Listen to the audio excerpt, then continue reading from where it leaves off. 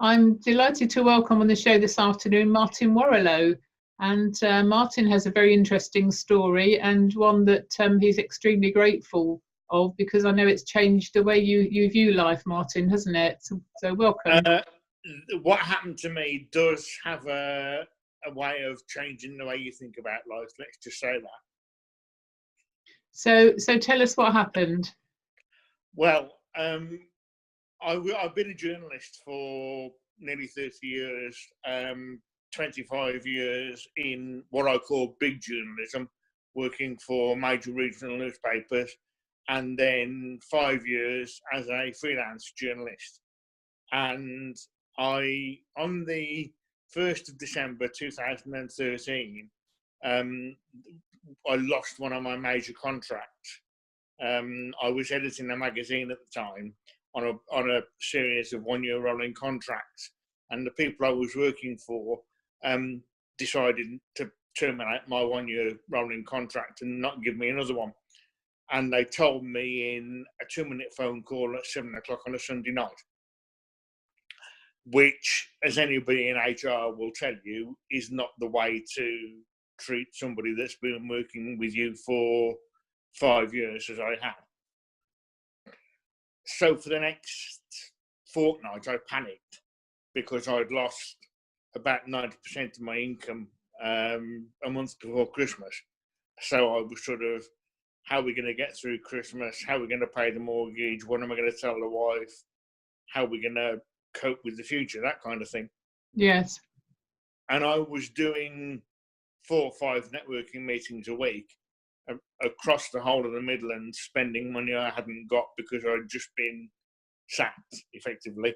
And it was costing me a ridiculous amounts of money, and the pressure was just building and building and building.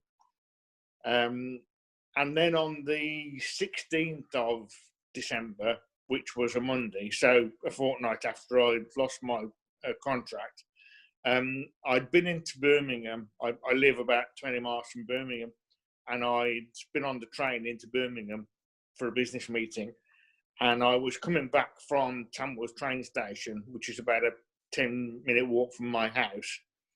And I got halfway home and I had to cross a busy road. It's the road in Tamworth where all the buses are, where all the taxis are. And it's normally chaos, even at 3 o'clock on a Monday afternoon. And I got ready to cross the road. I did the green cross code thing, I looked left and I looked right and made sure the road was clear. And it was. And I took 2 steps into the road, and then suddenly my legs gave way from underneath me. I was completely paralysed down the one side. What had actually happened was that an artery had burst in my brain, cutting off the flow of blood to my brain. I'd had what they call a hemorrhagic stroke, which left me completely paralysed down the one side. So that's bad enough. And what actually happened when the artery burst was I had this absolutely cosmic, mind-blowingly bad headache. I've described it as like having an atom bomb go off in your head. So I'm trying to process why my legs won't move, and I'm trying to process what this cataclysmic headache I've got is. And I look down the road and I realise that there's a bus just pulled out of one of the bus stops about 20 yards down the road to my left, to my right. So were you actually in the road at this time? You'd fallen off the pavement, had you? I've fallen off. I'd taken 2 steps off the pavement. I'd landed in the road, and the whole of my left side was completely paralysed. My arms and my legs just wouldn't move. So I couldn't get out of the road. And I was, by the way, completely conscious throughout the whole of this process. Gosh, that's scary. I've spoken to people who think that, when you have a stroke, you lose consciousness. Well, I didn't. I was completely conscious. So I'm looking down the road, and I saw that this bus had pulled out into the road. and I can't get out of the way.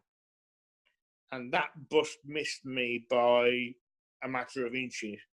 I can still remember lying effectively under the wheel arch at the back of the bus, waiting for the bus to hit me.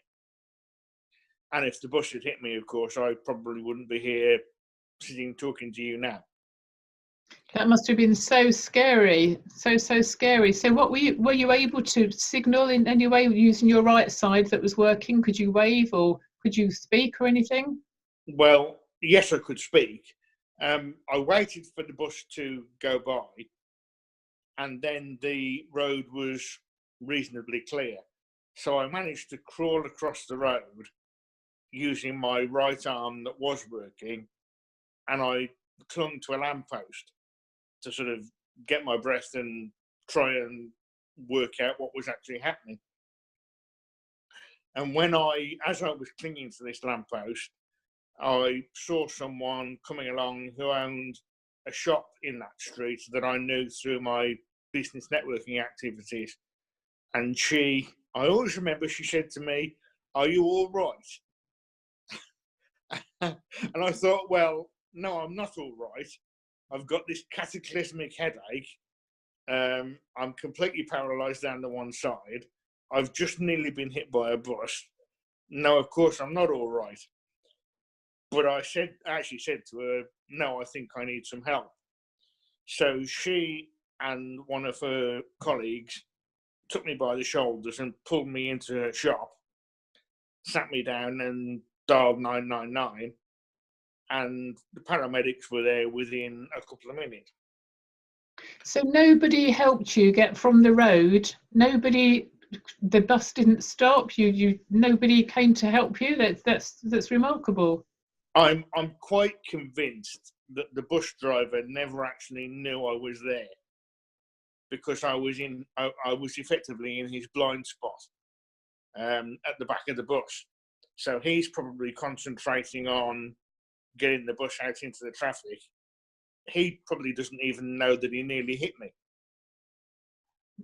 And because there was no other traffic coming along in that minute or so that it took me to get across the road, I was there on my own.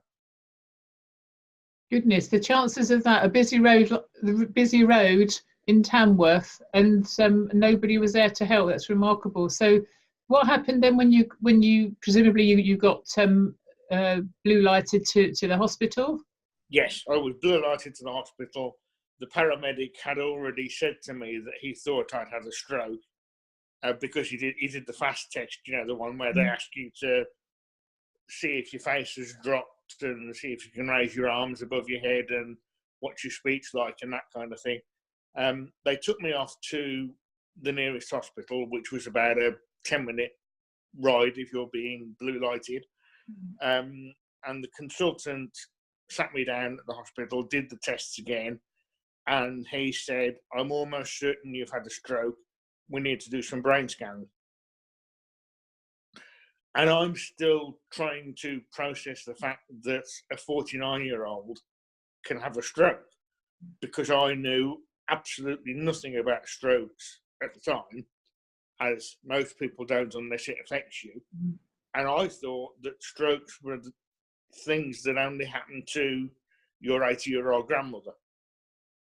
I didn't realise that people of my age and very much younger can have strokes. So they did the brain scans in the hospital, and they established that I actually had a stroke, and they put me on what they call the hyperacute stroke unit at the local hospital, and I was there for a month over Christmas.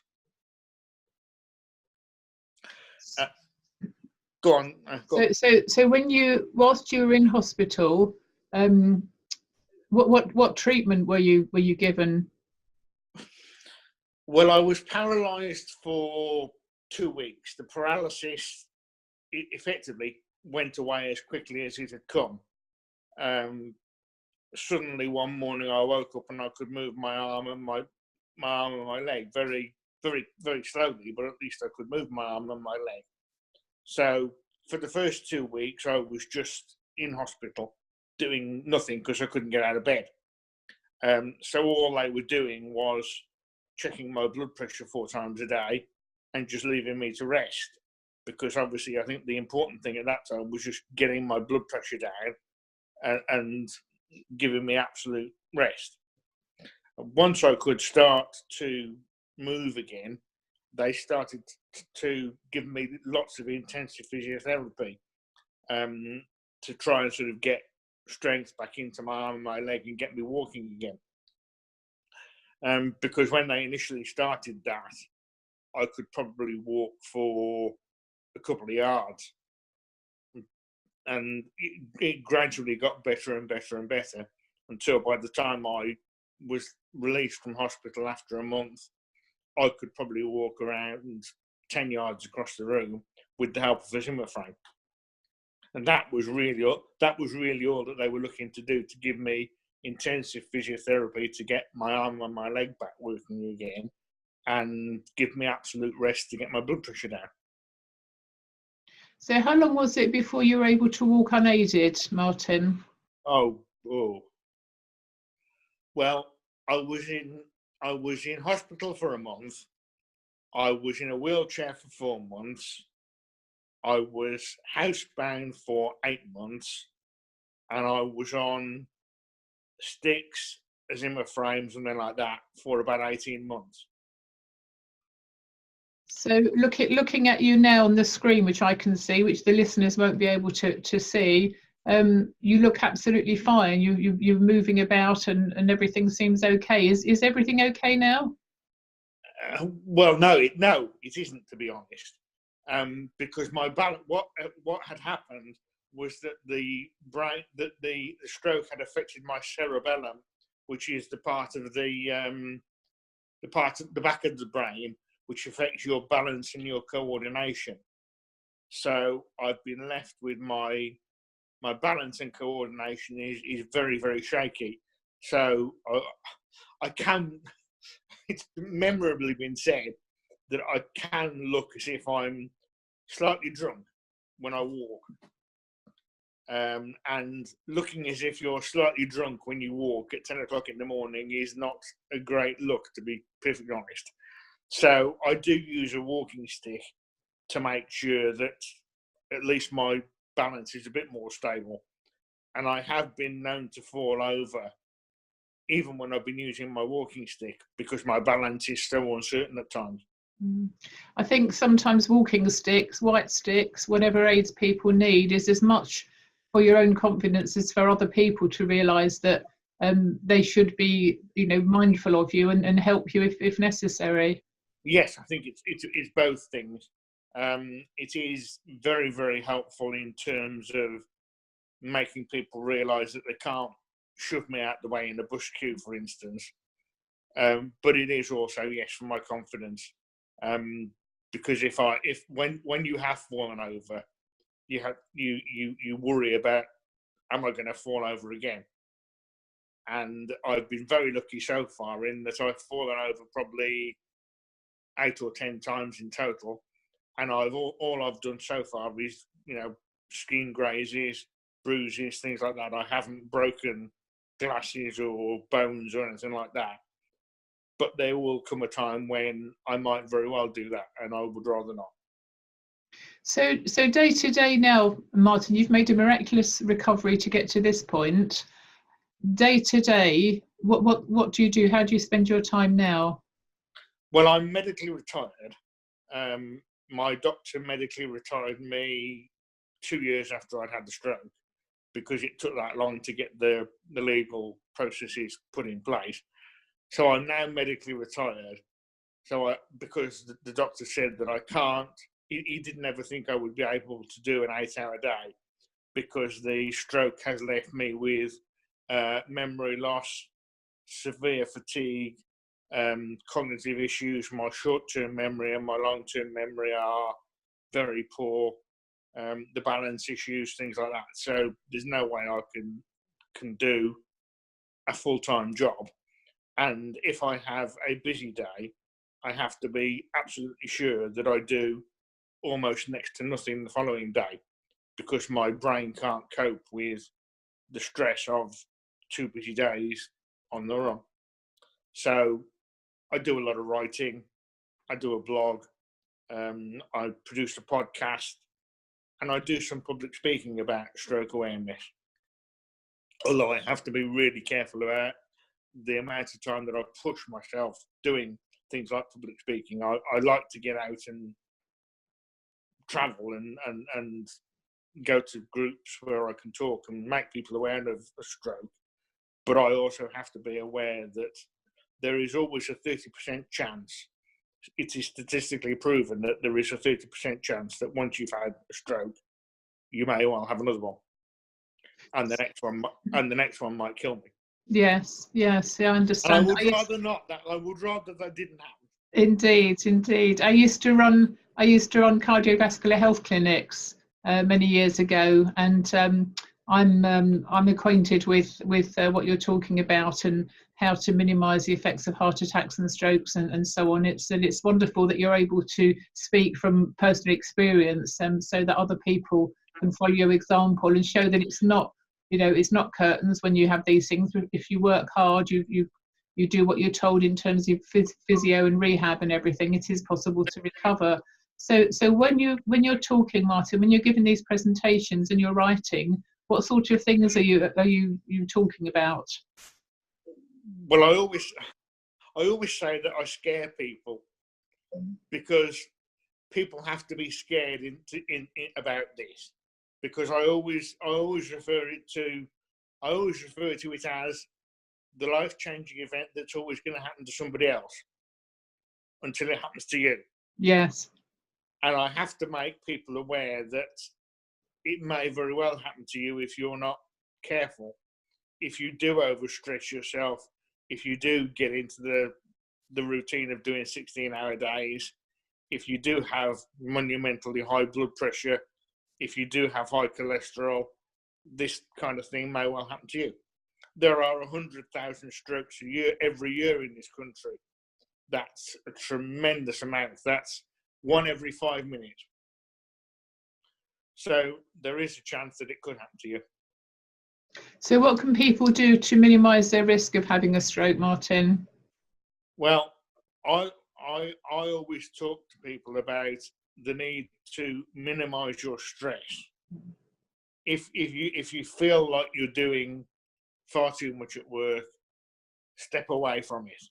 Don't get into the routine of doing 16-hour days and 8-day weeks, as I know far too many people do. I think you have to realise that there has to be a break between your work and your home life. I did a blog for someone a while ago now, which was called Knowing When to Turn Off That Laptop. And that's what it's all about. It's having a good work-life balance. And I think a lot of people, if they work from home, like an awful lot of self-employed people do, because they can write emails at 7 o'clock at night, in the morning, and 11 o'clock at night, they do. And because they can work at 7 o'clock in the morning or 11 o'clock at night, they do. And they never consciously say, right, I'm stopping work now. And so the stress of work is always there. They're always thinking about work. The phone is always going. The emails are always on. They're always on the internet. They just never have the chance to switch their brain off, so to speak. I think that's a typical of the technology that we have today, that at one hand it's an enabler and another hand it's a disabler, isn't it? Because we tend to rely on it so much that it's kind of inextricably linked and it weaves through our life. But if we can learn how to harness the technology so that we drive it rather than it drives us, I think that's the big factor as well. Yeah, I think that's right. But I think that the main thing is getting yourself a good work-life balance. I spoke to someone a while ago who runs a contract clothing company, and he was almost on the verge of a mental breakdown because he was in the position where the emails were never off, The phone was never off. He was working 7 days a week, and it was effectively killing him. And he said to me, he sought me out at a networking meeting one day, and he said, "I've got to speak to you about my situation." And I told him what to do. I said, "You've got to give yourself a break. You've got to realise that you can't be working all the time." And I saw him a few months later, and he looked a whole lot better. And I said to him, "What have you done?" And he said, "I've learnt to say no. I've learnt to say no to customers. If a customer rings up at 5 o'clock at night and wants the order at 10 o'clock the following morning, previously I would have said yes, and I'd have done it. And I'd have moved heaven and earth to make sure it was done. Now they can get lost because the phone's going off at 8 o'clock tonight. I'm not answering emails until the following morning. I'm talking to my wife. I'm playing with my kids. I'm having a life. And that's the most important thing I can say to people. The other thing I would add is also checking blood pressure. Were you aware that your blood pressure was high, Martin, at this stage? Didn't have a clue. I get like everybody does. I went to the doctor once a year. I had the routine checks. I had the blood pressure checks. I had everything else done. Nobody ever said to me that I had a problem with anything until I was in the hospital, and then I was having my blood pressure checked 4 times a day. Now I have a home blood pressure kit, which I know isn't perfect, but it's a guide, and I use that not every day because you could drive yourself daft doing it every day, but once every couple of weeks I check it just to make sure that it's okay. Very sensible advice. So calm down, learn to say no, separate work-life situations, check your blood pressure, and that they are some key things, aren't they, to minimise your risk of having a stroke. The stress reduction is huge in all kinds of illnesses, but with a stroke, the higher your blood pressure, it's like a pressure cooker, isn't it? It goes up and up and up, and it has to burst somewhere in your body. Well, that's what happened with me. Obviously, with an artery bursting in my brain, the pressure must have been building and building and building in my brain, and I didn't know about it. And then suddenly, bang! When I talk about it, I talk about slightly trivially. I always talk about my brain exploding, but that's effectively what happened, and that does scare people. As you say, people don't tend to take any action until something happens to them, regardless of what the illness is. It's almost like they have to be scared into doing something, exactly as you say, or the pain has to be so bad that the only way is up for them, that they then take action. And the thing about stroke is that nobody ever thinks about it until it happens to them, or it happens to someone in their family, or it happens to someone they know. Then they think about it. Otherwise, stroke isn't part of their life. It's just in a cupboard over there that happens to somebody else. Do you know, when I was running my clinics, I had some people say to me, "Oh no, why would I pay you to have a cardiovascular health check?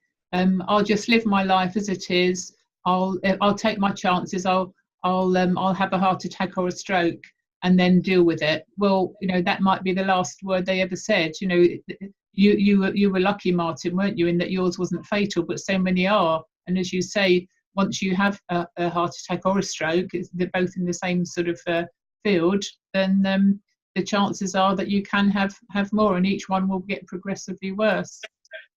I am immensely lucky to be able to sit here and talk to you. And so are we immensely lucky hearing your story and the people that you talk to and you write articles for. So that's wonderful. Thank you so much for sharing your story, Martin. Okay. That's wonderful. We have 2 song choices to talk about. Which 2 songs have you chosen for me to play after this recording, and why have you chosen them? Well, the first one is a song called The Warriors by a band called Papa Roach. And this came about because my surname is Warrillow, which is quite a complicated name to pronounce at times. And I did have several conversations with a lady before my stroke who was a life coach who couldn't pronounce Warrillow, and she kept pronouncing it as warrior. And I stuck with it. And when I came back after my stroke, the warrior thing seemed to sort of be quite apt. And I was looking for a name for a website that I was trying to create about stroke awareness. And someone said, well, why don't you call it something to do with warrior? And it actually is, it's actually askthewarrior.com. And my website is that. My podcast is called The Warrior Podcast. And when I was looking for support and help and advice after I'd had the stroke, I started to get involved with a charity called Different Strokes that helps, quotes, younger stroke survivors, which is actually stroke survivors of working age, effectively. And I met a girl through that from South London who had had a stroke when she was 13, can you believe? Goodness me. Which was caused by too many energy drinks, you know, these high caffeine energy drinks, because they do dreadful things to your blood pressure, amongst other things. And she is very much into heavy metal, body art, that kind of thing, which I am. If you could see me, I could show you my stroke survivor tattoos, by the way. And she sent me an audio of this song, The Warriors by Papa Roach. And she said, we've had tremendously complicated lives. Why don't we adopt this as our theme tune, The Warriors? Because not only did she have a stroke, when she was 3, she fell out of a bedroom window and broke her arm. Goodness. So she's dealt with an awful lot in her life. I have also been diagnosed with epilepsy 4 years before the stroke. So I've had to deal with epilepsy for the last 10 years. So I've had a lot in my life. So the Warriors thing seemed to really explain us, because we've had an awful lot to deal with, and we've had to have a kind of a warrior attitude to get through it and say, I am going to get through this. I am going to get through life. I am going to keep going. And that's what we're all about, really. Brilliant. I shall find that track and play that for you, The Warriors by Papa Roach. And the other song, what's your second choice? The second choice is Thunder Road by Bruce Springsteen, which is purely and simply because I've been a Bruce Springsteen fan for longer than I care to admit. I've always found him to be a quite brilliant lyricist. His lyrics really have always said something to me in so many ways. And this song, Thunder Road, absolutely typifies what a rock and roll lyric can do for me, because it's just there are so many people out there that will be able to understand what this song is talking about. That's why I could have picked one of 1,000 Springsteen lyrics, but this is the one that I think is the best. Wonderful. Well, Martin Warrillow, thank you very much indeed. Your podcast is The Warrior Podcast. And tell us again what your website address is. The website address is askthewarrior.com. Askthewarrior.com. Wonderful. Yeah, and there is a link to on there to the podcast. You can find the podcast at thewarriorpodcast.libsyn.com, which is libsyn.com, or it's on iTunes as well. You can find it on iTunes, which might be easier. Wonderful. Okay, great. Thank you very much for your time this afternoon, Martin, and the very best of luck in keeping well. You certainly look fine to me from sitting here. Thank you.